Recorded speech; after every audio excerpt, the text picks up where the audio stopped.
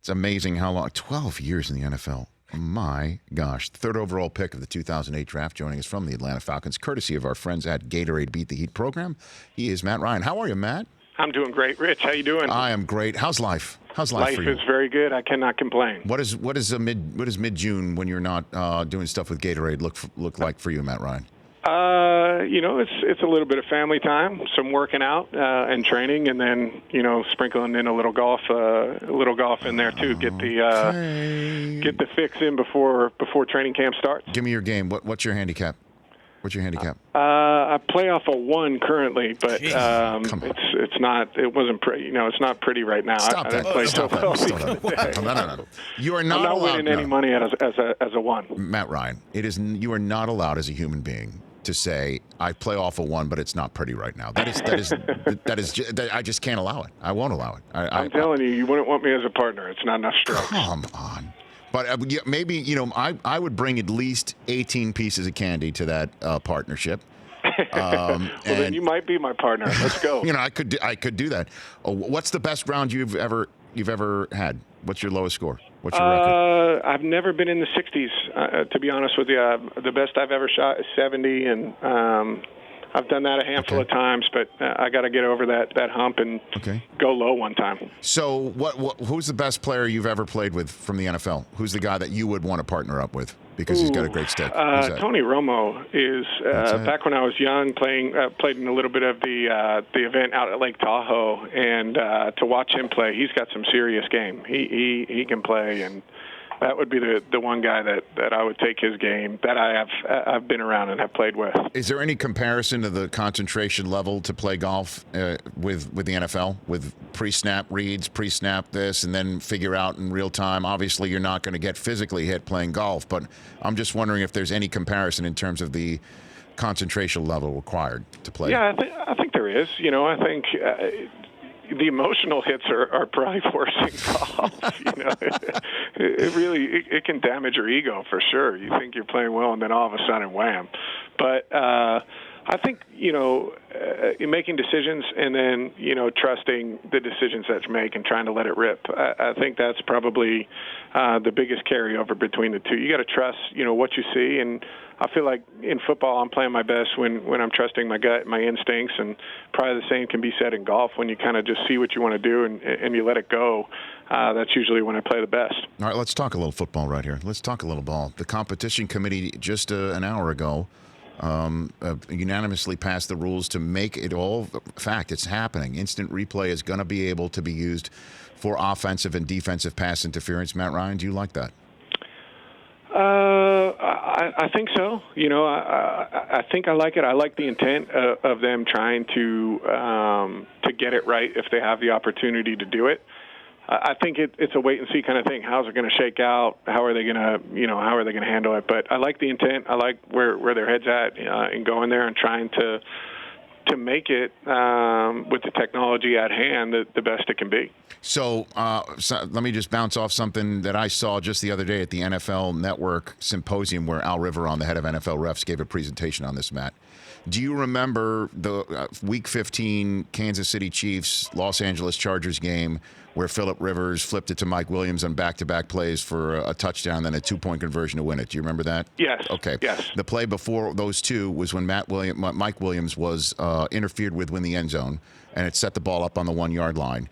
That under the new rules of replay, with instant replay with pass interference, according to Al Riveron, the defensive pass interference call would have stood as called, but because anything that is reviewable can be reviewed under replay, right?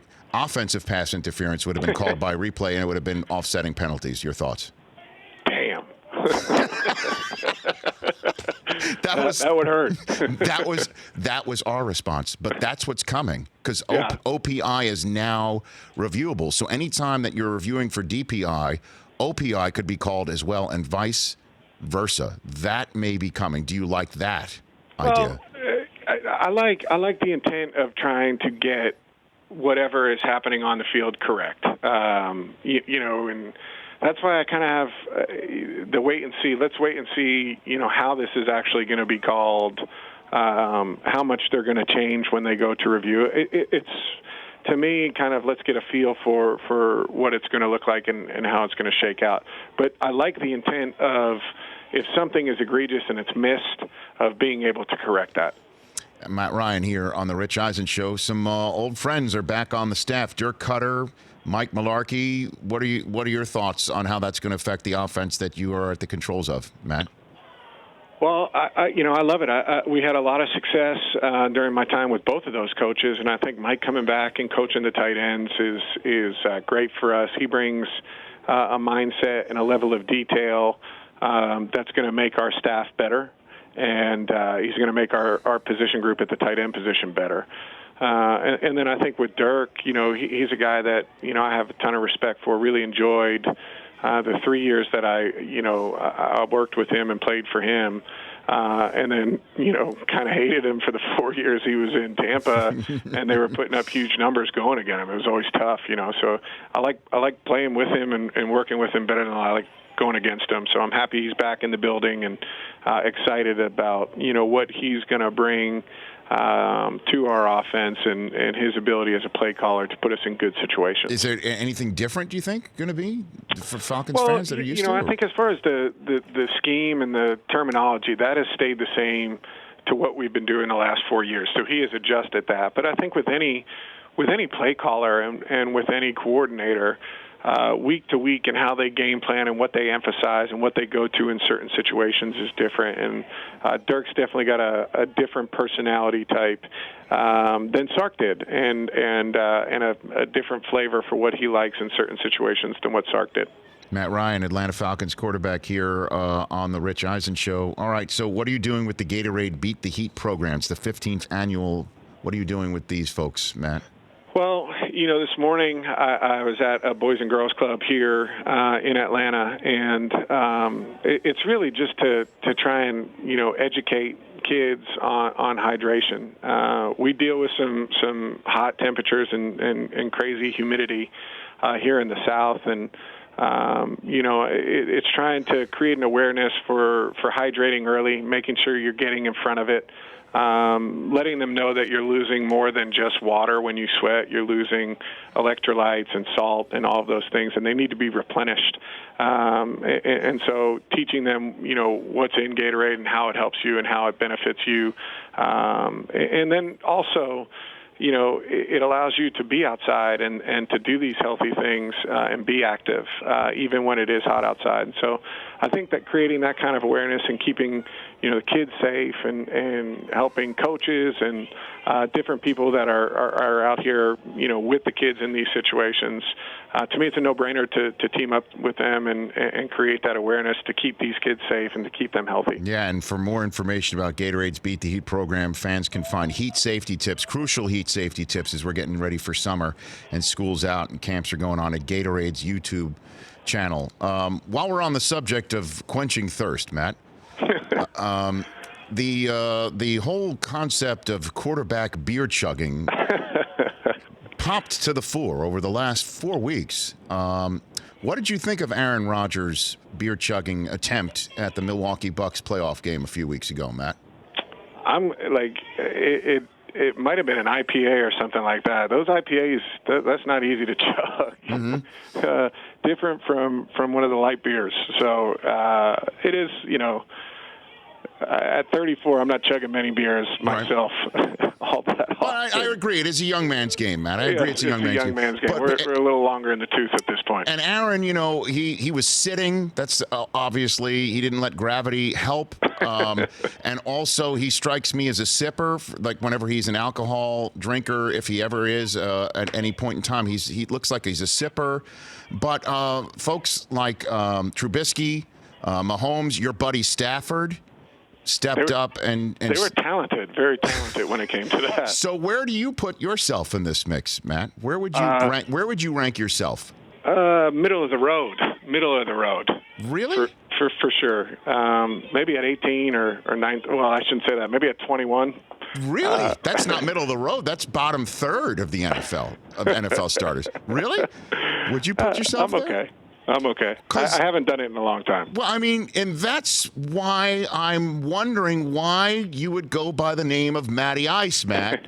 That's why I mean, that's a beer-infused nickname, and it doesn't fit anymore. So. Would you agree it doesn't fit anymore, Matt? Are you? Is the Mattrel coming back, or are we making a push for the Mattrel here? No, I'm pointing out that certain nickname that you've had for a long time, I like beer. I just throw it out there. I do like beer. Right. So when it comes to it, though, you're not slamming them back, right? Is what you're saying? No, I guess I'm drinking responsibly. Okay. You're drinking something that would be responsible, something that would be a natural light of some sort, Matt? What are you drinking? What are you drinking? It's been a long time. See, you keep making my point. Why won't you take the natural from me, Matt? Why won't you do it? I mean, how many times do I have to ask? How many times do I have to ask? It's just nobody else wants it.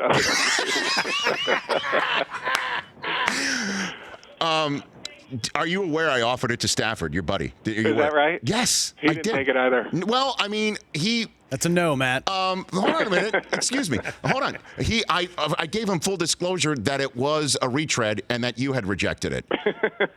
Because I know you guys talk. I know you guys are tight, right? He forgot to mention it to me the last time I saw him. I can't believe that wasn't top of mind for him.